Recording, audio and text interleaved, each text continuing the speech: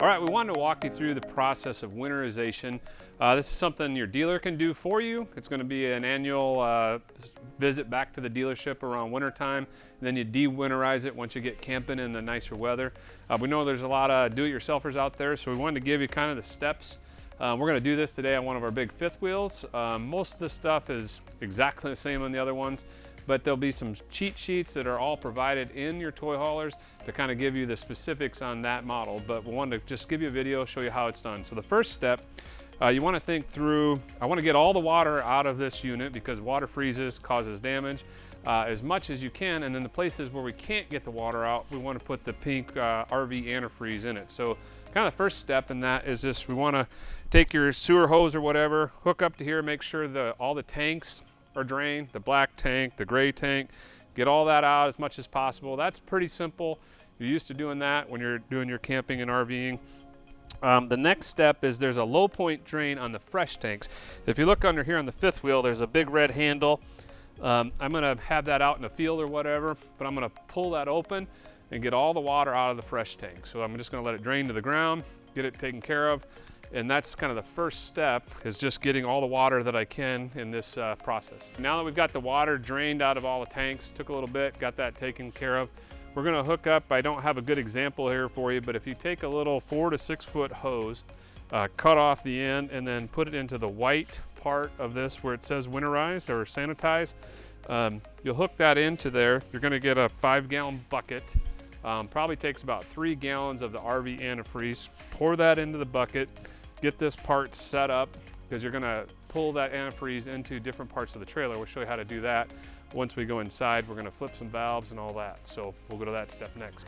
Okay, so we get into the valve part, and we've already hooked up that hose outside into the antifreeze. So now the goal is just to flip the valves to be able to pull in the antifreeze into these lines here. It's hard to drain these, so we want to get antifreeze into these lines here. Then we're also going to get them into the rest of the trailer, the toilet, the sinks, and all that. There's a handy dandy little sheet that's should be attached in here somewhere, or your dealer would have a copy of it. But this tells you how the valves are flipped. So when you actually get the trailer, this is set up right now where this part of it is shut off, where the winterizing tap is.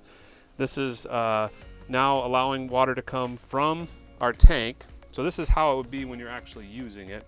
So we want to change those things over. So now we're going to open up a valve when it's crossways is off, when it's going with the hose it's on. So we're going to flip this one off. This is the line again that goes out to the winterizing, the white part on the outside of this, the exterior compartment here. Then we turn off the water so I'm not pulling water from the tank. And we also flip this switch here in this little bypass area so it's not going through the other parts of the section. So this here, if you follow the sheet, this is kind of step 1 in the winterizing.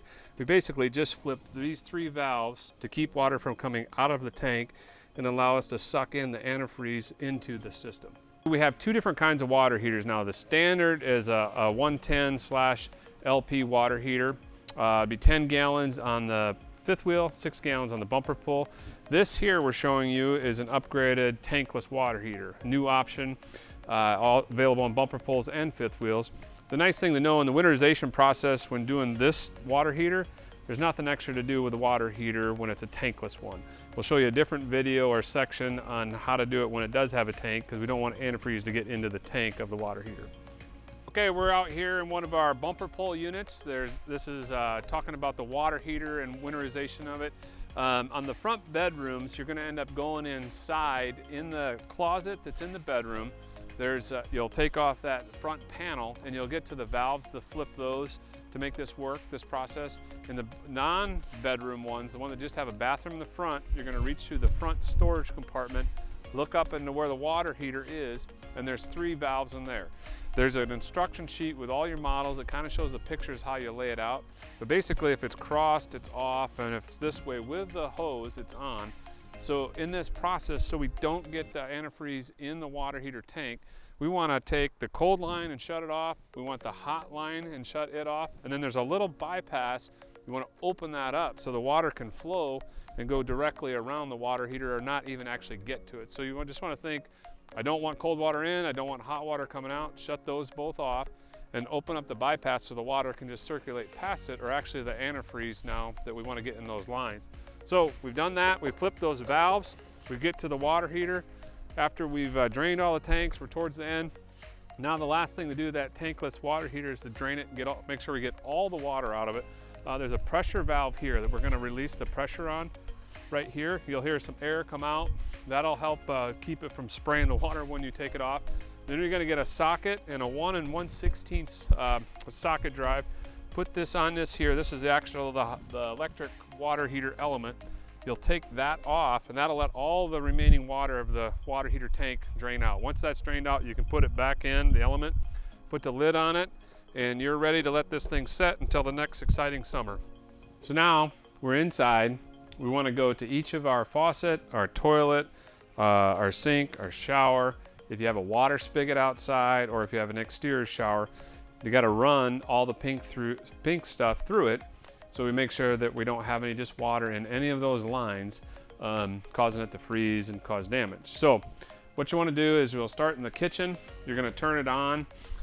First you'll start with the hot or the cold, doesn't matter, you just got to do both. So you turn it on and run it until you see pink coming out of the faucet. It'll be the pink antifreeze. You'll run it for about 10 to 15 seconds on the hot, stop it, then turn it back over to the cold. To get that water to run, I failed to mention that you're going to just turn on the water pump, your 12-volt pump, which is over here on the control panel. You'll flip that on, turn that on, that'll allow it to pump through the system. So now that we've done the hot water, we're going to then do the cold, run that, and run that again until you see 10 to 15 seconds of pink coming out. Move into shut that back off. Then once you're done, then you go into the bathroom, do that for the shower, hot, cold. You do it for the sink, hot and cold until you see the pink, and then the toilet as well. You got to make sure you get that. The last step in that is to also then run enough to make sure you see it in the, you want to get it into the P-trap. But if you've done the 10 to 15 seconds, you should be good in each one of those sections. So again, make sure you see pink for 10 to 15 seconds on both hot and cold in every area that you use the water spigot, exterior shower if you have it, kitchen sink, bathroom sink, toilet.